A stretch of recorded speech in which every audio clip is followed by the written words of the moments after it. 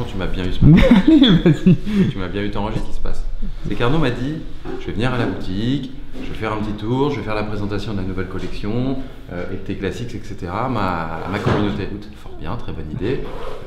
Je t'ouvrirai la porte. J'ouvre la porte, et là il me dit, en fait Victor, c'est toi qui vas tout faire. Eh Tu vas ouais. expliquer, c'est toi qui vas...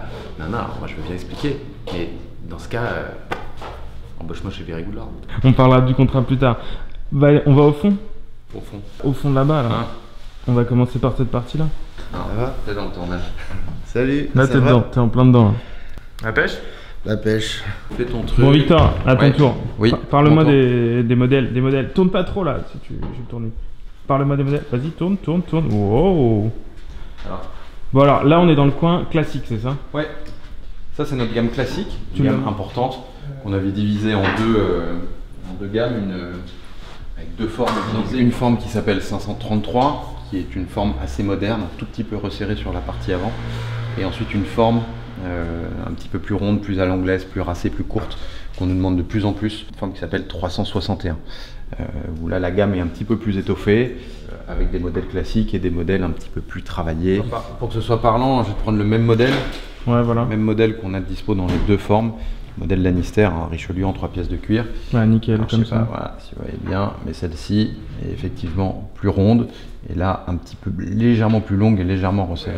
Ça c'est les couleurs qu'on a d'origine la plupart du temps. Après on a bien sûr la patine avec Karl où les gens peuvent nous demander absolument ce qu'ils veulent. Donc ça, tous les modèles qu'on a ici sont disponibles à la patine pour pouvoir faire des couleurs, personnalisées, quoi. La forme Cooper, c'est ça. Donc ça, Montre-moi la paire là, de face. Yes. Super. Voilà. Donc une forme bien ronde, toujours montée semelle gomme. Donc là on va chercher de la polyvalence sur cette nouvelle forme Cooper. En principe on fera que de la semelle gomme.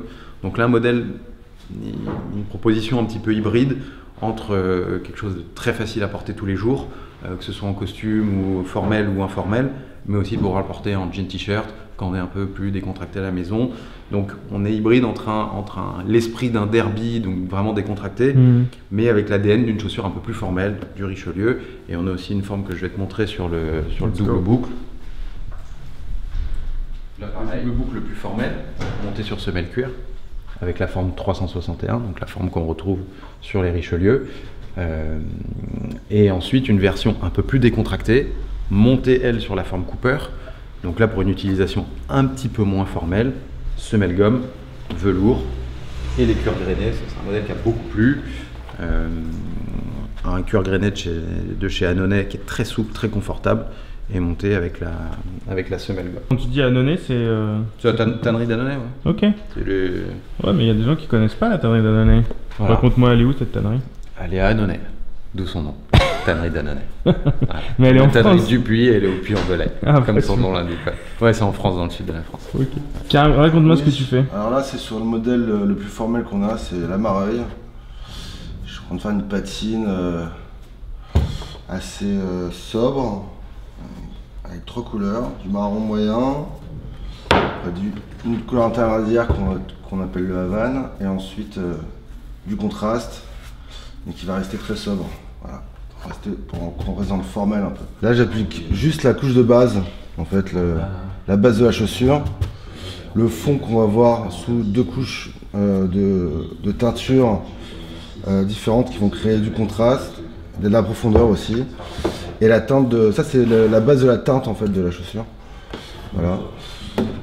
On va être un peu moins formel que sur du noir, parce que la One Code c'est quand même la chaussure la plus formelle qu'on ait. Celle qu'on utilise pour les mariages ou alors pour le travail. Voilà, là avec la patine, on rend un soulier un peu moins formel et peut-être un peu plus polyvalente comme chaussure.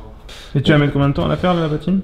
Celle-ci elle est assez rapide, sachant qu'on n'a qu'une tige avec une peau seulement. Donc ça va aller assez vite, ça va plus vite que sur une chaussure où il y a plusieurs parties à travailler. Donc là on y va assez direct. Donc je sais pas, je pense avec le content de glaçage, la crème, tout, les finitions, je pense que j'en ai pour une demi-heure, un truc comme ça. Par contre on a des paires qui durent beaucoup plus longtemps, je peux passer 3 heures sur une paire, tout dépend des difficultés et du modèle de la chaussure.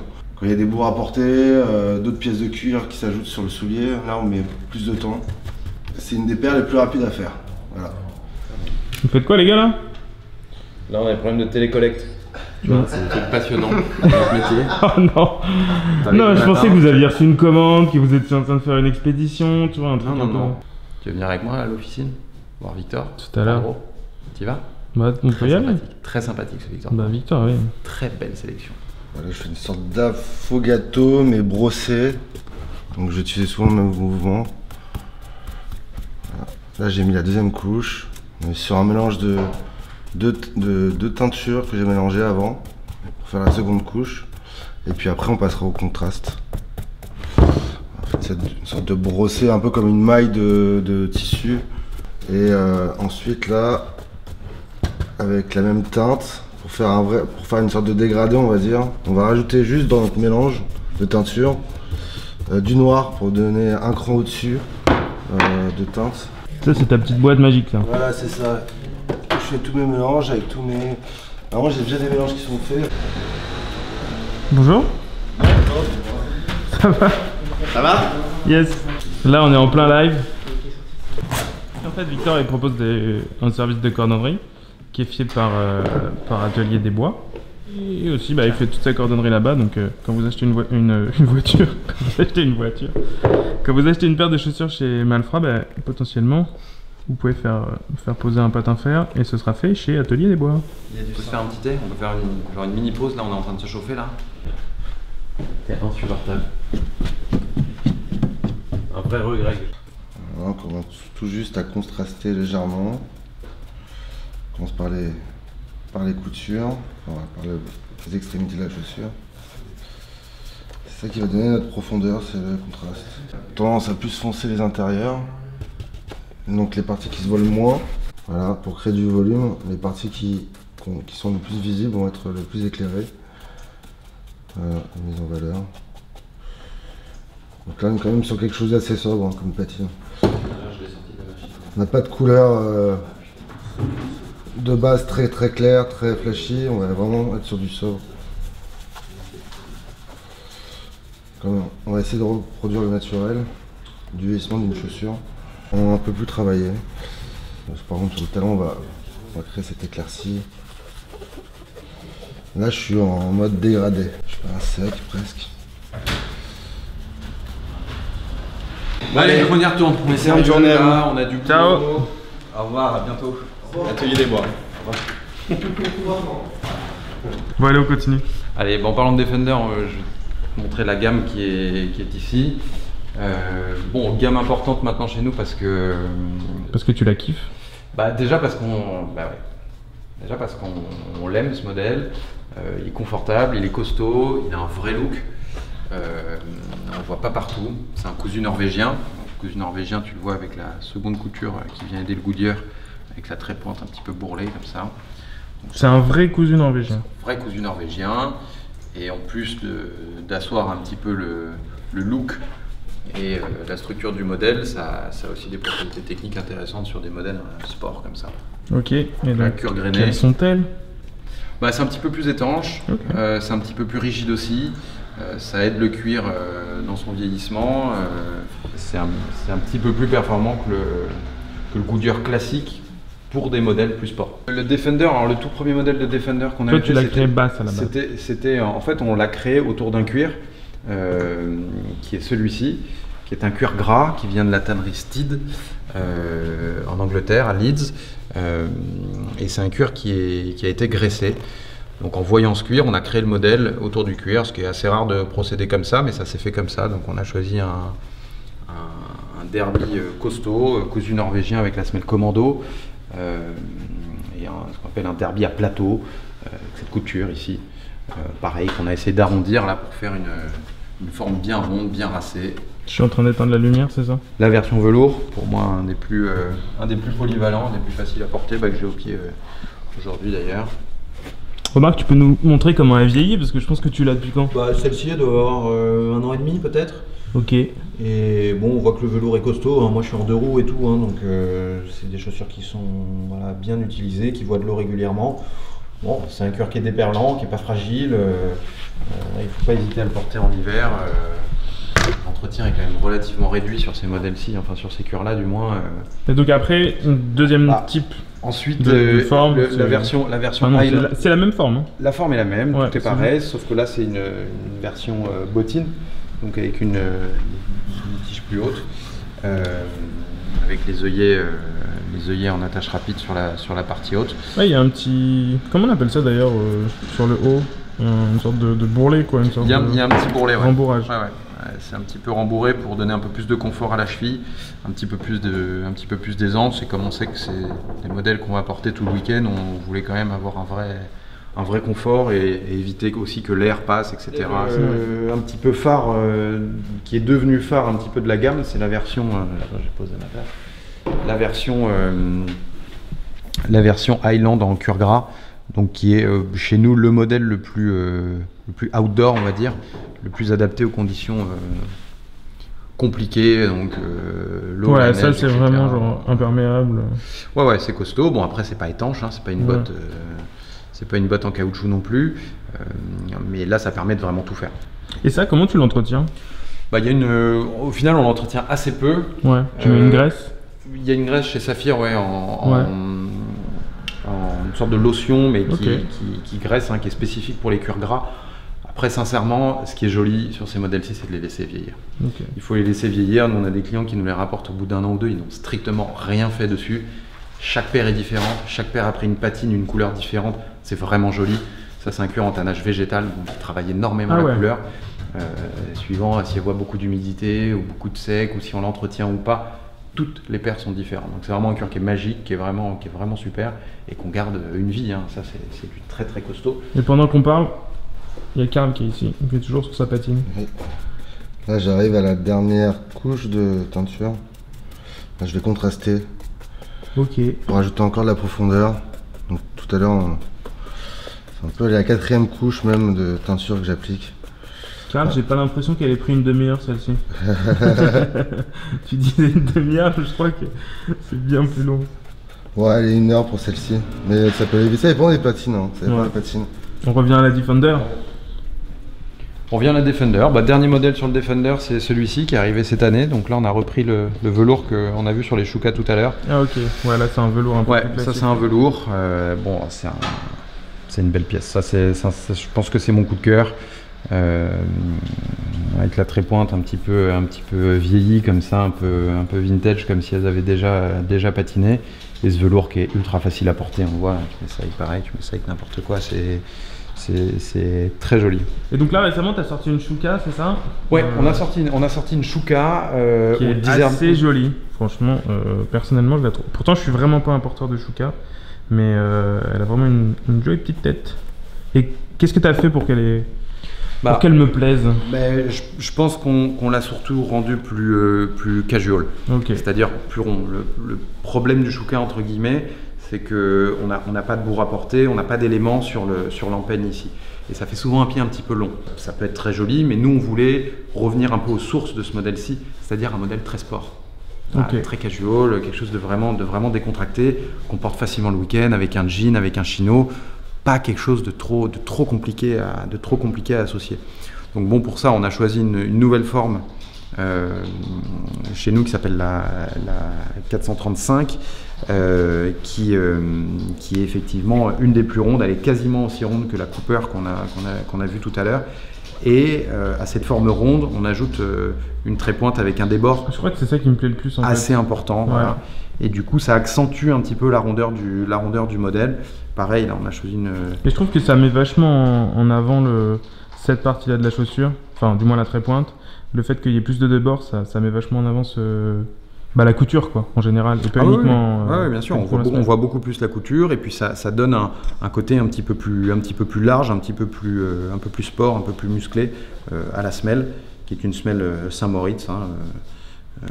Donc en gomme pour avoir l'utilisation la plus confortable possible. Ok, dans 3 couleurs, c'est ça? 3 couleurs, le kaki, qu'on aime beaucoup parce que une couleur ultra polyvalente, ultra facile à associer. Après, une couleur qui est intéressante aussi, même si vous me direz, ça reste un marron, c'est pas tout à fait un marron classique. Ça, c'est ce qu'on appelle on l'a appelé brun sépia.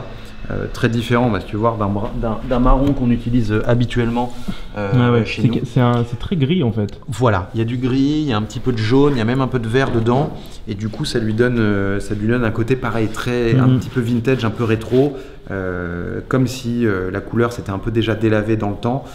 Et là la version taupe, qu'on a appelée taupe de Weimar, un peu comme pour ceux qui aiment les chiens, le braque de Weimar, donc pareil, une couleur assez claire, qui est pour moi ultra logique sur ce modèle-ci, et c'est surtout des couleurs qu'on voyait beaucoup à l'époque dans les années 60 et 70 sur ce type de modèle, donc un peu plus clair, un peu plus décontracté, un peu plus sport. Ça se portait beaucoup avec des jeans à l'époque, ou alors avec des chinos, avec des cargos, etc. Donc super couleur, pareil, ultra facile à associer, c'est vraiment, et puis ça change un petit peu, c'est plus des couleurs qu'on voit forcément partout, et celle-ci a vraiment une belle profondeur. Monsieur Chanteloup, c'est vous le chef. Hein. Ça c'est quoi? Ça c'est nos... Ça c'est l'été. Une gamme... alors, été, oui sur le papier, t'as raison. C'est notre gamme de loafers, donc le penny loafer et le tassel loafer. C'est quoi la diff? Explique. Le penny loafer, c'est la version à strap. Explique-nous ça. Ça s'appelle penny loafer parce que à l'époque, ces modèles-ci n'étaient pas du tout des modèles formels, c'était des chaussures d'étudiants, de collégiens, etc. C'est l'ancêtre de la sneakers. Hein. On portait ça de manière très informelle. Et l'histoire dit qu'on mettait une petite pièce ici, un petit penny, pour aller s'acheter un goûter ou pour passer un coup de fil dans la cabine téléphonique à ses parents quand on sortait de cours. Donc on mettait une petite pièce ici dans le strap, on la coinçait, d'où le penny loafer. Et ensuite on a le tassel loafer. Tassel, ça veut dire pompon, pampille en anglais. Modèle mythique aussi, et un petit peu plus looké que le penny. Mais modèle super important dans l'histoire des loafers. C'est des bracelets de montre qu'on fait depuis toujours avec Joseph Bonny. Okay. Donc ils sont vraiment cool. Là avec un cuir grainé. Celui-ci est top, moi j'ai celui-ci qui est vraiment cool. Et là il manque une couleur mais qui est très jolie, qui était une sorte de taupe, une sorte de gris, et à chaque fois on le vend. Tu vois la chute de ce bracelet. Ouais, ce qu'on appelle la chute, c'est l'écart entre l'entrecorne et l'ardillon ici, donc qui est assez importante, ça réduit beaucoup dans cette zone, c'est très joli. En termes de confort, c'est vraiment top. Et les gants qu'on a fait en collaboration avec Café Laser, qui sont fabriqués aux États-Unis, ce qui est assez rare chez nous, hein, parce que généralement on fait tout très proche de chez nous, très proche de Paris, et ça a cartonné. Ça, je trouve que ça doit être une de nos dernières paires en XL qu'on a en expo. Ah ouais. Ouais, ça a très bien marché. Donc on a fini la patine ou pas? Ouais, là on est au glaçage. Tu lui mets un coup de tes cheveux? Ouais, c'est pour faire prendre un peu la résine du cirage. Après je prends un peu de cirage ici, un peu d'eau. On va éviter le pli de marche. Donc tu glaces uniquement le plus solide et t'évites le pli de marche. Voilà, les quartiers à l'arrière. On va venir vernir un peu le soulier, ça va le mettre en valeur. Donc tu fais vraiment un miroir ou juste... Là je vais faire un miroir parce qu'on est quand même sur un modèle assez formel, hein, on n'est pas sur du casual. Du coup c'est assez courant qu'on retrouve des beaux glaçages sur le soulier. C'est quoi ton conseil glaçage? Alors je conseille un chiffon en coton, le mettre autour de 2 doigts par exemple, comme ça, bien serré, qu'il n'y ait pas de pli. Voilà. Humidifier son chiffon, voilà, essorer, et puis appliquer. Après c'est un processus assez long, hein. On passe quand même pas mal de temps dessus quand on n'a pas l'habitude, et même quand on a l'habitude on passe quand même du temps dessus. Voilà, pas rester sur le même endroit trop longtemps, avoir des mouvements assez circulaires, voilà, et privilégier toujours les zones là où le cuir ne va pas se déformer par la marche. Bon, ça prend du temps du glaçage, hein. C'est quand même à peu près, ça peut durer 10, 15, 20 minutes par soulier, donc c'est quand même un processus assez long. C'est pour ça que souvent on nous demande de le faire pour nos clients. Voilà, faut avoir le temps et la patience pour le faire. Moi j'ai le temps, donc... Puis le coup de main aussi. Voilà, et le coup de main, exact. Là Arnaud. Là Victor. Ça, c'est les bottines classiques, mais ça, c'était un peu ce qui était à l'origine de la Defender. C'était avant la Defender. Ce modèle-ci, clairement, le modèle Stelvio, c'est peut-être la bottine la plus polyvalente. Ça reste une semelle gomme, c'est un type derby, mais il vient s'intercaler effectivement entre la bottine Defender, qui est un vrai outdoor, et la bottine Astoria Boots, qui elle, pour le coup, est la bottine la plus habillée. Elle est montée semelle cuir, c'est un Richelieu à bourre à portée perforée. Donc très costume, très formel, très business on va dire, même si avec un jeans très joli aussi. Et là effectivement la Stelvio est une version plus sport clairement. Quel est Chelsea alors? Bon, Chelsea, très beau classique aussi, monté sur une forme intermédiaire, la 369, donc dérivée de la 361, modèle qu'on présente plus aujourd'hui, toujours monté sur semelle gomme. Toi t'es très semelle gomme. Bah, disons que sur les bottines, oui, clairement. Nous, la seule bottine qui n'a pas de semelle gomme, c'est le modèle le Astoria Mark II, qui est en réalité un Richelieu montant. Ça a été rehaussé quoi. Voilà. Le reste, la bottine, à notre sens, et je pense au sens de nos clients qui nous demandent clairement sur les modèles qui vont porter le week-end des semelles gomme. Bon, c'est quand même effectivement plus confortable. Pour le week-end, pour crapahuter, pour courir après les enfants, semelle gomme pour tout le monde. Ah ouais, on regarde la vitrine. Soyez concentré. C'est drôle parce que quand Karl n'est pas là, il y a des gens qui passent dans la rue qui nous disent pas mal l'atelier en vitrine, pas mal la déco, hein, vous l'avez bien. Non, on travaille vraiment, hein, chez Malfroid. Allez bien, il fait froid. Bon alors ça brille ou pas? Ça commence à bien briller. Là je mets les lacets.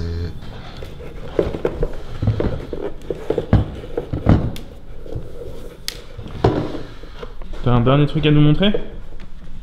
C'est quoi ça? Bah, ça c'est du cordovan. C'est quoi ça? C'est un mocassin en cordovan. Ok. Ça c'est le prototype. On va le mettre à la lumière. C'est c'est un cuir qui est assez spécifique, que les amateurs connaissent bien. On a une nouvelle gamme chez Malfroid qui va s'appeler Réserve, qui va être un haut de gamme, avec un positionnement différent, des tarifs différents aussi, et surtout un produit différent, des cuirs notamment. Donc, tous les cuirs spécifiques, les cuirs exotiques, dont le cordovan. On a plein d'autres choses qui arriveront plus tard, feront partie de cette gamme. Donc là, c'est des petites séries, donc quasiment, effectivement, que de la précommande. Là, il n'y a que nos bons clients et nos clients habitués qui ont été prévenus de ça. Et je dois dire que ça passerait sûrement pas par les boutiques parce que tout est déjà réservé. On a beaucoup plus de réservations que de production. Donc il y aura quelques déçus, mais c'est une gamme qu'on continuera à développer, mais que des petites séries, avec un montage sous gravure fermée. Ça, on vous montrera plus tard. Donc tout monte d'un cran pour montrer que chez Malfroid, on sait aussi faire du très très beau et de l'exceptionnel au sein de notre gamme. Donc, et donc là, c'est un cordovan un peu qui est marron avec des reflets bordeaux. Il a la couleur du cordovan, classique. C'est ce que souvent les gens recherchent dans le cordovan. Il existe dans d'autres couleurs, dans du noir, dans d'autres marrons, etc. Mais nous, on ne conservera que ce fameux lit de vin très spécifique au cordovan, côté un peu bordeaux, prune, avec une très très très belle profondeur. Celui-ci est effectivement très beau parce qu'il a peu de défauts pour du cordovan, c'est le côté cher du cuir, donc généralement un cuir qui est très imparfait, qui a beaucoup de petites traces, qui a beaucoup de petites, beaucoup d'imperfections. Celui-ci est très très propre, donc on est très content. Nos clients sont déjà au courant. Voilà, prochaine fois, il faudra se mettre sur. Il faudra aller plus vite. Ouais, il faudra aller plus vite. Bon, là aussi un prototype. Bon, ça pareil, ça devrait plaire aux. On va le mettre à la lumière. Hein. Ça devrait plaire aux amateurs aussi, mais c'est notre version Defender, montée sur un triple semelle cuir. Donc ça pareil, c'est un prototype. En version finale, il y aura sûrement d'autres évolutions, notamment sûrement l'arrivée de la semelle commando, qui est très spécifique au. Et toujours en cordovan. Toujours en cordovan. Et donc ce sera encore en précommande, ça? Ça, ce sera en précommande. Alors c'est pas pour tout de suite, mais c'est sûrement le prochain modèle qui arrivera. Pareil, petite série, une 50aine de paires, sûrement pas plus. Voilà, ça, on est très fiers de cette gamme-là. Bon bah top. Voilà. Karl est derrière. Karl s'en va. acheté les cotons. Toi aussi, tu t'en vas. Donc, je te fous dehors, tiens. Tu me fous dehors? Bah Arnaud, il y a un moment, faut qu'on travaille quoi. Voilà, t'es en Nike, merci, bon, sympa. Bon bah merci Ok, Victor. avec plaisir, merci à C'était toi. un bonheur. C'était un bonheur d'être accueilli chez toi. Plaisir. Bon bah salut. Allez, c'est On casse. Ciao.